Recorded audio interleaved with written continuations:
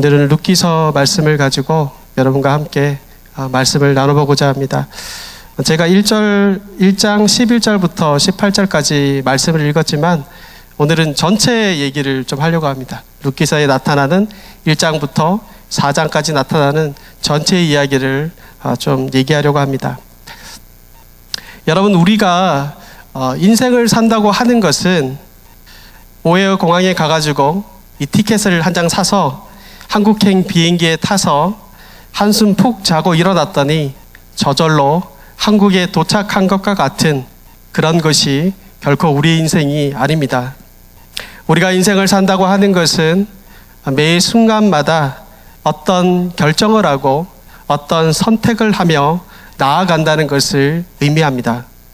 그렇기에 우리의 결정과 선택에 어떤 근거와 원리들을 가지고 인생을 살아가는가 하는 것은 매우 우리에게 중요합니다. 물론 우리의 인생 가운데 우리의 삶 속에서 모든 결정들이 그리고 우리가 해야 하는 모든 선택들이 똑같이 중요하거나 심각한 것은 아닙니다. 예를 들어 가지고 중국집에 들어가서 사실 중국집 선정하는 것도 고민이 되잖아요. 어딜 갈까? 여기를 갈까? 저기를 갈까? 중국집에 들어가서 주님, 오늘은 짬뽕을 먹어야 합니까? 아니면 짜장면을 먹어야 됩니까? 아니면 탕수육을 먹어야 합니까? 물론 돈이 많으신 분들은 다 시켜서 이제 드시겠지만 무엇을 먹는 것이 주의 뜻입니까? 하면서 주여 한번 부르짖고 심각하게 기도해보고 응답받은 다음 무엇을 먹을지 결정할 필요는 없습니다. 그 순간에 그냥 입맛 당기는 대로 시켜가지고 먹고 맛있게 먹고 돈을 내고 나오면 됩니다. 그러나 우리 인생에 어떤 일들은 이와 같이 입맛을 따라 즉흥적으로 결정해서는 안 되는 것들이 분명히 있습니다. 제가 어릴 때 여러분도 이걸 참 많이 했을 거라고 저는 생각하는데 동네 친구들과 숨바꼭질을 할 때 집 앞에 있는 공원에 주로 많이 갔습니다. 한 명의 술래가 있고요. 나머지는 공원 곳곳마다 이 술래를 피해가지고 숨으로 막 다니는 거죠. 그럴 때마다 저와 친구들은 어느 방향으로 가야 될까라는 고민을 항상 했습니다. 어디로 가면 저 술래가 나를 발견하지 못할까 생각하면서 숨을 곳을 막 찾아다니다 보면 어김없이 선택의 순간이 찾아옵니다. 눈앞에 갈림길이 딱 있는 거죠. 저희는 그때마다 어디로 갈 것인가를 확실하게 결정하는 비법이 하나 있었습니다. 바로 왼쪽 손바닥에 침을 탁 뱉고 그 다음에 오른쪽 두 손가락으로 침이 있는 손바닥을 쳐서 실제로는 잘 보이지도 않아요. 근데 침이 많이 튀어 보이는 쪽으로 가는 것이죠. 그렇게 가곤 했습니다. 여러분은 안 해본 것처럼 그러시지만 많이 해보셨을 거라고 저는 생각을 합니다. 언제부터 누구로부터 유래되어 온 전래되어 온 병법인지는 알 수 없지만 저와 친구들은 그렇게 했습니다.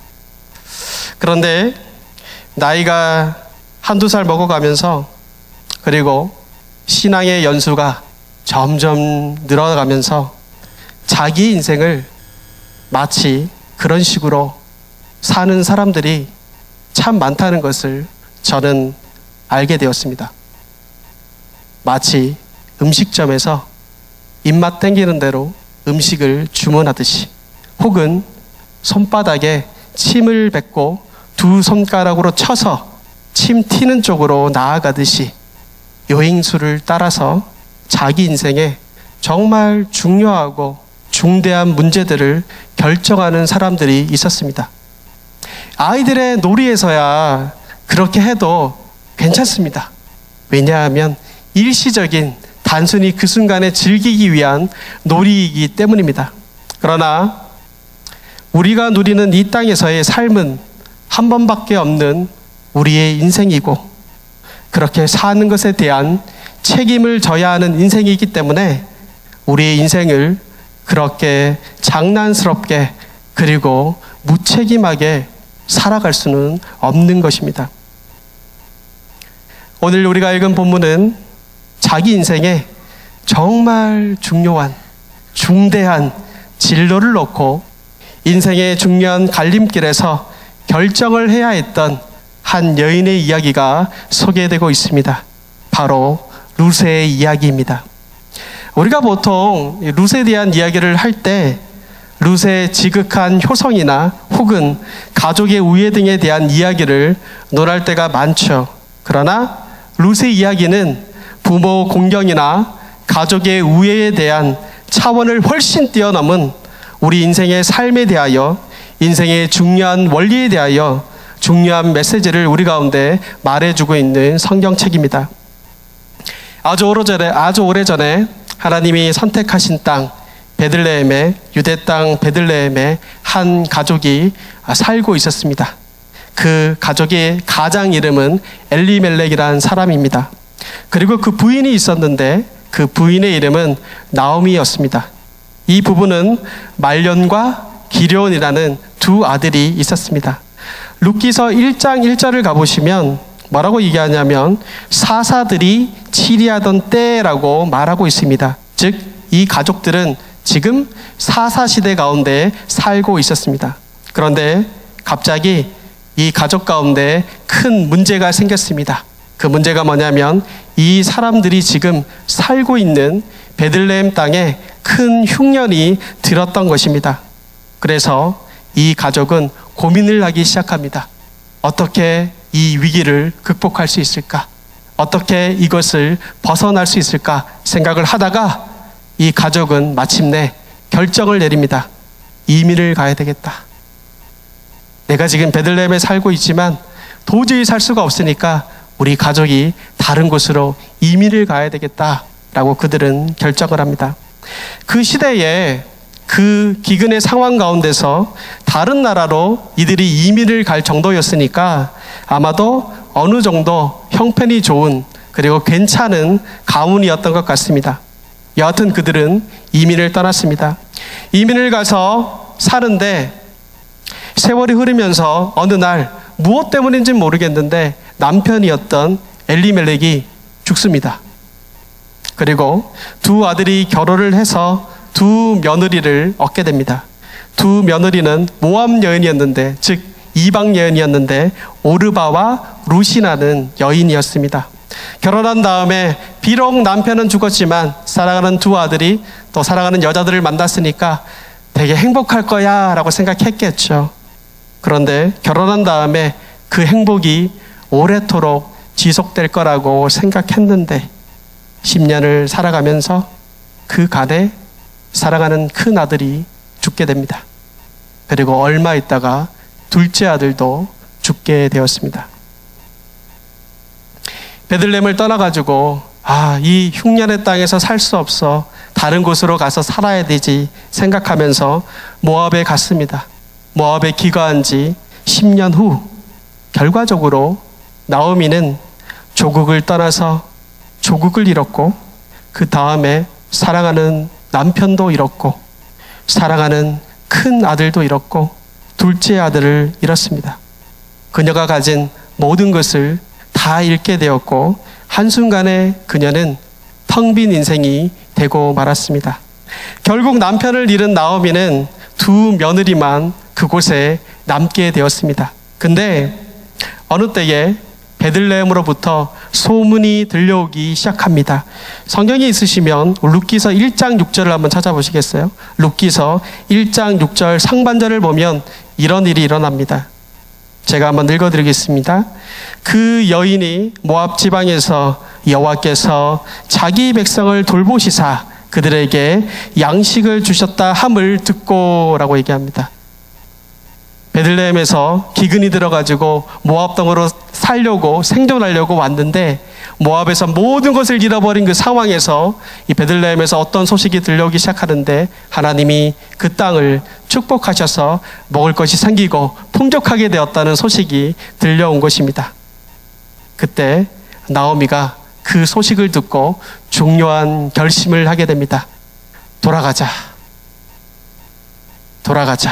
내가 옛날에 살았던 그곳으로 돌아가야 되겠다라고 그녀는 생각합니다.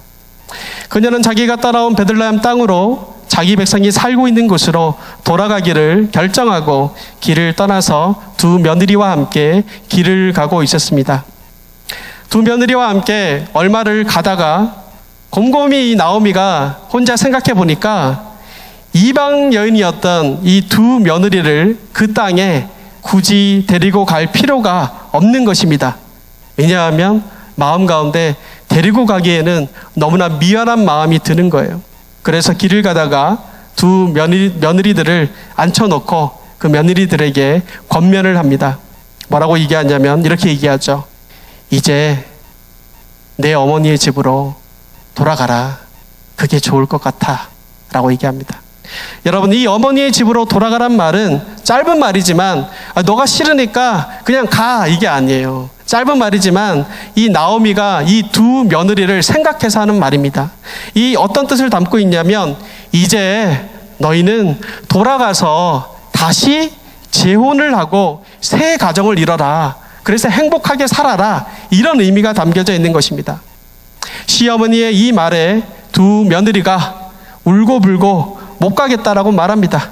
그러자 나오미가 다시 심각하게 그리고 엄하게 이 두 며느리에게 이야기를 합니다.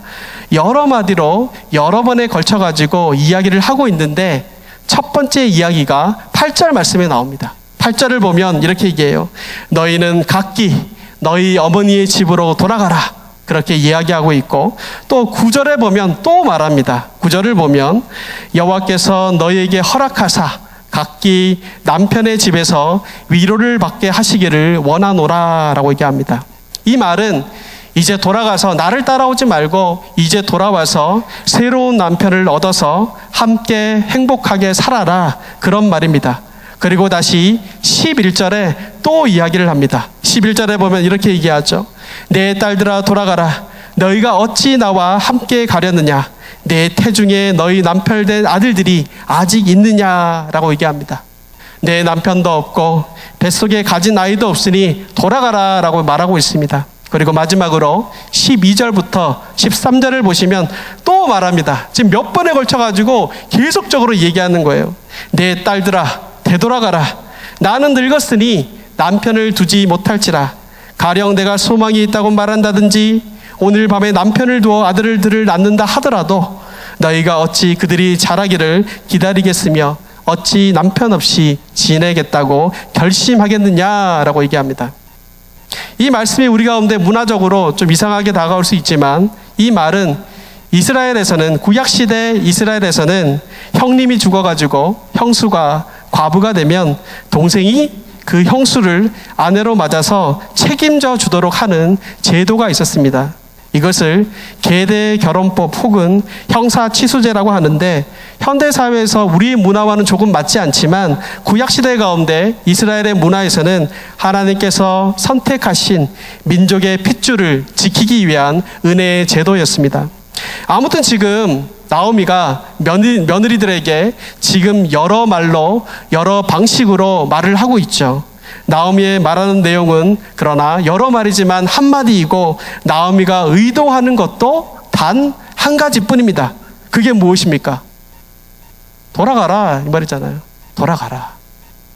나는 어떤 경우에도 너희가 나를 따라와봤자 나는 어떤 경우에도 아이를 가질 수가 없고 그러므로 너희들은 나를 따라오면 어떤 경우에도 다시 남편을 만날 가능성이 없고 가정을 이룰 가능성이 없다는 겁니다. 다시 말하면 이제 너희가 나를 따라와서는 전혀 남편을 만날 가능성도 없고 그러므로 가정을 이룰 근거도 없고 그러므로 아이를 가질 가능성이 100% 없으니까 100% 없으니까 이것을 근거로 즉 가능성을 근거로 이제 너희의 중요한 진로를 결정하라라고 나오미가 말하고 있는 것입니다. 이 말을 나오미가 하자 며느리들이 어떻게 반응합니까? 두 며느리의 반응이 좀 다르게 나타나죠. 며느리 오르바는 울면서 이별의 키스를 하고 그 백성에게로 돌아갑니다. 그런데 문제는 이 룻이라는 사람은 나오미에게 더 찰싹 붙어가지고 껌딱지처럼 딱 붙어가지고 돌아가지가 않는 거예요. 그리고 나오미에게 룻은 나는 왜 돌아갈 수가 없는가? 너가 가능성을 근거로 나를 설득하고 있지만 나는 왜 돌아갈 수가 없는가? 나는 왜 당신을 끝까지 따라가야 하는가에 대한 이유를 말하기 시작합니다. 그것이 우리가 너무나 잘 아는 말씀, 오늘 본문의 16절부터 17절 말씀입니다. 우리 16절 말씀과 17절 말씀을 함께 읽어볼까요? 16절, 17절 말씀. 16절, 17절 말씀 같이 한번 읽어보겠습니다. 이렇게 됩니다. 시작. 룻이 이르되 어머니를 떠나며 어머니를 따르지 말고 돌아가라 강권하지 마옵소서. 어머니께서 가시는 곳에 나도 가고 어머니께서 머무시는 곳에서 나도 머물겠나이다. 어머니의 백성이 나의 백성이 되고 어머니의 하나님이 나의 하나님이 되시리니 어머니께서 죽으시는 곳에서 나도 죽어 거기 묻힐 것이라. 만일 내가 죽는 일 외에 어머니를 떠나면 여호와께서 내게 벌을 내리시고 더 내리시기를 원하나이다 하는지라 라고 얘기합니다. 나오미의 긴 설득의 말이 결국에 한마디였듯이 룻의 이 긴 말도 결국은 한마디입니다. 가능성이 없으니 너는 나를 따라오지 말고 돌아가라 하는 말에 대하여 룻은 지금 이렇게 말하는 것입니다. 나는 가능성이 없을지라도 그렇게 가는 것이 하나님을 따르는 것이 되니까 나는 갈 것입니다 라고 이야기하는 것입니다.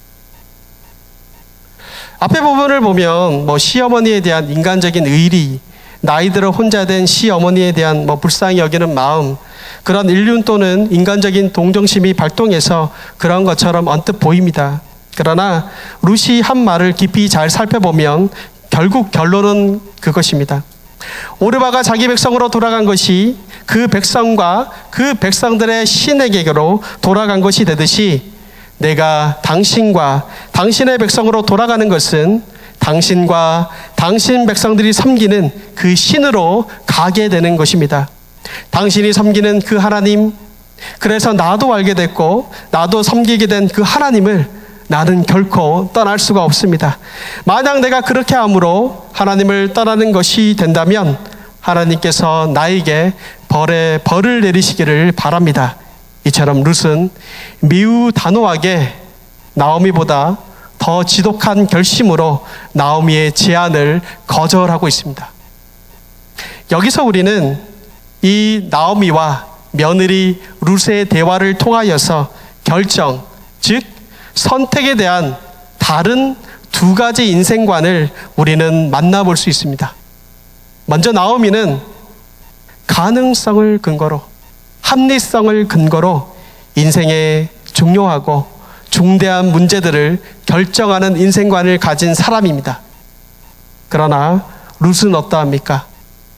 가능성이 아니고 합리성도 아니고 가능성의 문제가 아니라 내가 어떻게 하는 것이 하나님 편에 서는 것인가?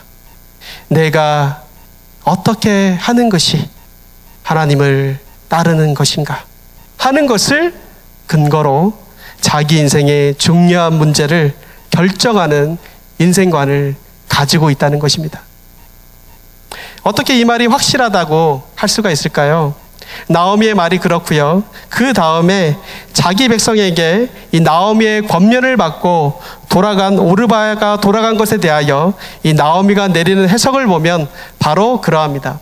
15절에 보면 오르바가 돌아갔잖아요. 돌아갔는데 그것에 대한 그 의미가 무엇이었는지를 나오미가 해석을 해줍니다. 뭐라고 얘기하냐면 15절에 보면 이렇게 얘기해요. 나오미가 또 이르되 보라 내 동서, 오르바를 얘기하는 거죠. 오르바는 그의 백성에게 돌아가다니 라고 얘기하지 않잖아요. 뭐라고 얘기합니까? 그의 백성과 그의 신들에게 돌아가나니 너도 너의 동서를 따라 돌아가라 하니 라고 얘기합니다. 즉 오르바가 나를 따라오지 않고 돌아간 것은 단순히 그의 백성에게 돌아간 게 아니에요. 바로 그 백성과 백성들이 섬기는 신들에게로 돌아간 것을 의미한다는 것입니다. 룻이 자기의 결정을 하나님을 따르는 것으로 근거하여 결정한 또 다른 근거가 있습니다. 후에 룻이 나오미를 따라가지고 베들레헴으로 가게 됐죠. 베들레헴으로 가게 되고 거기서 우리가 잘 아는 것처럼 보아스라고 하는 남자를 만나게 됩니다. 그 보아스라고 하는 남자가 룻을 처음 만난 순간 룻이 나오미를 따라가지고 베들레헴으로 온 것에 대한 의미가 무엇인지를 해석해 줍니다. 보아스가. 룻기서 2장 12절을 보시면 그 해석이 나옵니다. 보아스가 이렇게 얘기해요.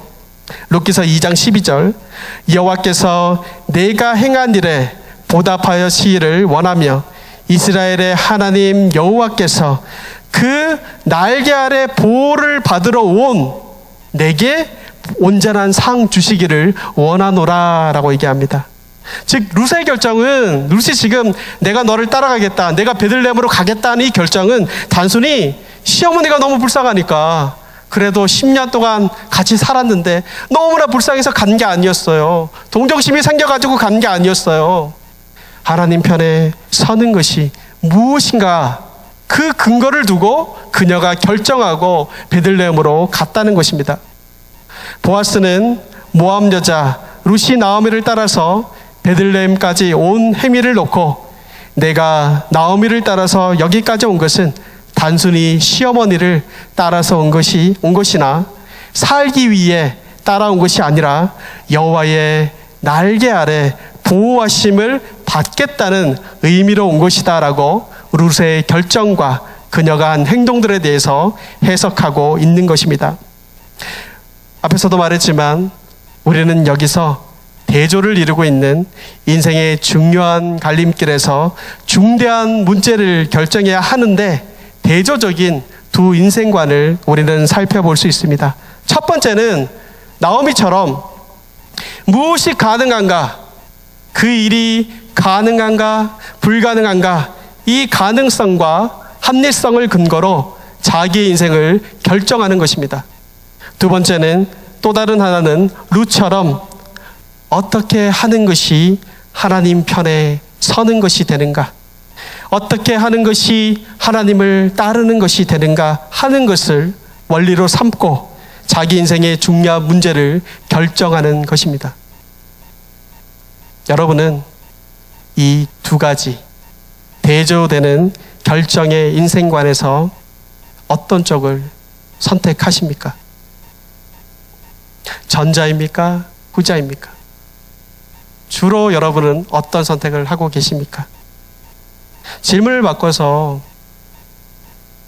하나님을 주로 믿는, 하나님을 왕으로 섬기는 우리 그리스도인이라면 어떤 결정관을 따르는 게 맞는 것 같습니까? 전자입니까? 후자입니까? 아니면 중간입니까? 여러분, 제가 하는 말을 오해하시면 안 되는 게 합리성과 가능성을 다 부정한다는 의미는 아니에요. 물론 우리의 삶에서 합리적으로 결정해야 되고 가능성이 있다면 결정을 해야 되는 부분이 있습니다. 근데 합리적이고 가능성이 있다고 생각하는 것에 동시에 그러한 결정들이 하나님의 뜻에 맞고 하나님이 원하신다는 생각이 내 합리성과 가능성이 있다는 것과 똑같으면 문제가 없어요. 똑같으면 그냥 그거 하면 돼요.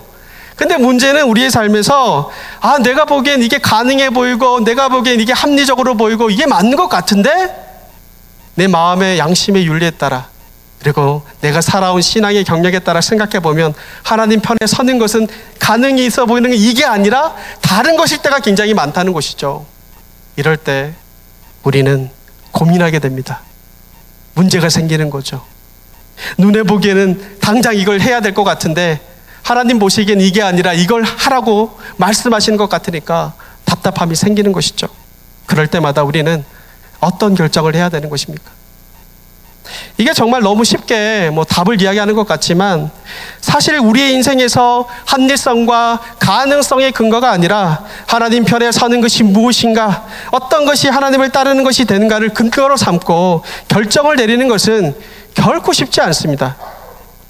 이제까지 쌓아온 경험적 지식, 합리적인 지식에 따르면 눈앞에 가능성이 있는 것이 너무나도 분명한데 그런 결정을 저버리기가 쉽지 않기 때문입니다. 누가 눈앞에 보이는 가능성이 있는 선택을 놔두고 가능성이 없어 보이지만 하나님 편에 서는 것이니까 그걸 포기하고 그 가능성과 합리적인 결정을 포기할 수가 있겠습니까? 그런데 여러분, 우리가 지금 이렇게 생각하는 것, 제가 지금 말한 것에는 자세히 생각해 보면 오류가 있습니다. 오류가 있어요. 우리가 인생을 살 때 그것이 가능하기 때문에 그렇게 하고, 그것이 가능하지 않기 때문에 하지 않겠다라고 확신하며 살아가는 것은 매우 얼핏 보면 안전해 보입니다. 그러나 실제로 우리 인생에서 그렇지 않습니다, 여러분. 그 이유로 첫 번째는 그 가능성의 문제보다 훨씬 더 중요한 것이 우리의 인생 가운데 있기 때문입니다. 그리고 또 다른 이유는 그 가능성이 있다라고 우리가 확신한 것이 언제나 그렇게 우리가 예상한 대로 그대로 맞아떨어지지 않기 때문입니다. 여러분, 제가 질문을 하나 던져볼게요. 여러분 인생을 한번 되돌아보실래요? 여러분의 인생이 여러분 마음대로 되셨습니까? 여러분이 정말 가능하다고 생각했던 걸 정했는데 그게 다 100% 이루어졌습니까? 우리 인생이 그렇게 단순하게 이루어지는 게 아니거든요. 때로는 내가 가능해, 확실해 라고 생각했던 게 내 눈앞에서 물거품처럼 사라질 때가 한두 번이 아니죠. 내가 이 사업을 보니까 내 능력으로 나 돈도 있고 이것도 있으니까 이거 하면 100% 잘 돼. 정말 확실히 잘할 수 있어 라고 생각하고 결정했는데 잘 되는 경우도 있지만 안 되는 경우도 있죠.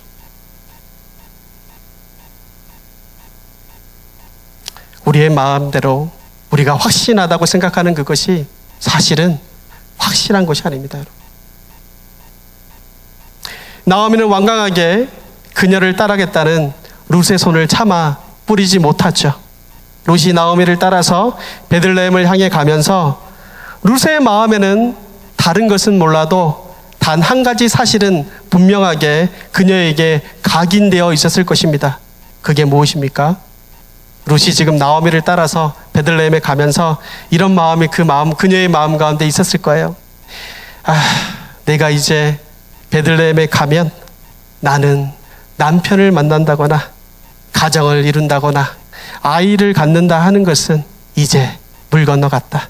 그것은 불가능하다라고 그녀는 생각했을 것입니다. 이 생각을 가지고 간 것은 분명합니다. 왜냐하면 시어머니가 지금 계속해서 설득한 말이 그 말이었고, 그 말에 대하여 룻은 나는 그럴지라도 나는 갑니다라고 결심하며 떠났기 때문입니다. 그런데 베들레헴에 갔더니 어떤 일들이 일어납니까? 그녀의 인생에서 생각지도 못한 일들이 일어나죠. 가능하지 않다고 하는 일들이 일어나기 시작합니다. 놀랍게도 거기에 유능하고 따뜻하고 훌륭하고 거기에다 돈도 많아요. 그런 남편감이 한 명 준비되어 있습니다. 불가능한 것으로 여기고 포기하고 갔던 그것이 가능한 일로 거기서 만들어지고 있었다는 것입니다. 룻은 거기서 보아스라는 남편을 만나게 되죠. 그리고 거기서 가정을 이루게 되고 그리고 아이를 가집니다. 어떻게 불가능할 것 같은 이런 일이 룻의 삶에서 일어날 수 있었던 것일까요? 하나님께서 이미 그 일을 룻이 그곳에 도착하기 전부터 준비하고 계셨기 때문입니다. 여러분, 물론 우리의 삶에서 우리의 눈으로 좋아 보이고 생각으로 확실하다고 생각하는 것이 확실할 때도 있습니다. 그러나 언제나 그렇지 않다는 것을 이 사실은 우리 가운데 보여주고 있는 것입니다. 우리의 인생에서 이건 확실하다고 가능하다고 생각했던 것이 전혀 예기치 않은 이유로 불가능하게 되는 일들이 수없이 많이 있습니다. 또 반대로 이것은 절대로 불가능하다 그렇게 말했던 것이 가보니 확실하게 가능한 일로 이루어지는 일들도 얼마든지 많이 있습니다. 그렇기 때문에 우리의 삶에서 어떤 중요한 결정을 하고 중대한 결심을 할 때 가능한가, 불가능한가, 합리적인가, 합리적이지 않은가를 근거로 인생의 중요한 문제를 결정해서는 안 됩니다. 우리는 내가 하나님 편에 서게 되는 결정인가, 하나님을 따르게 되는 결정인가 라는 것을 근거로 삼고 우리의 중요한 인생의 문제들을 결정해야 될 것입니다. 드디어 이방 여인이었던 룻은 보아스와 결혼을 합니다. 그리고 결혼을 하고 그 가정 가운데 하나님께서 아이를 주시죠.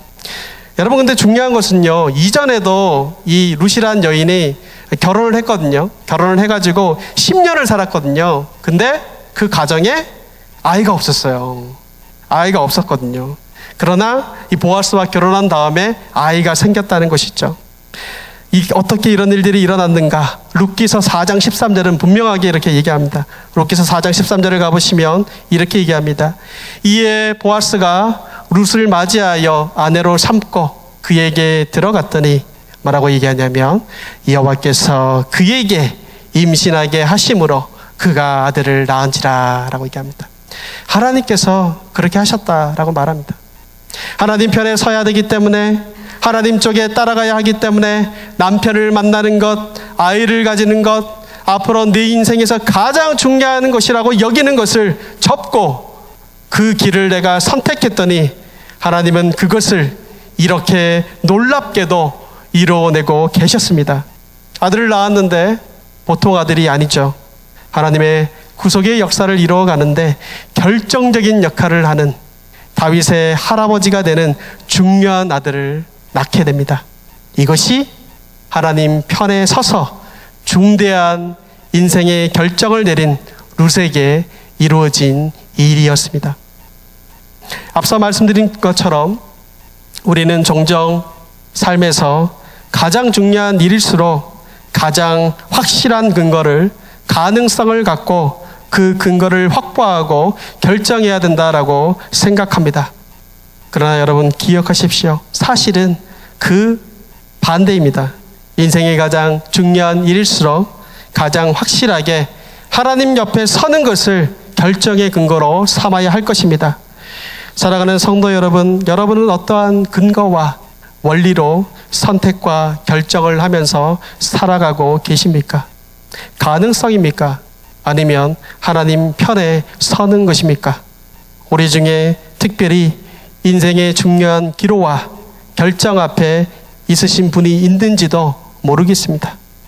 그 결정 앞에서 우리의 가능성을 내려놓고 포기하고 하나님의 무한하신 가능성에 삶을 맡기시는 저와 여러분이 되기를 바랍니다.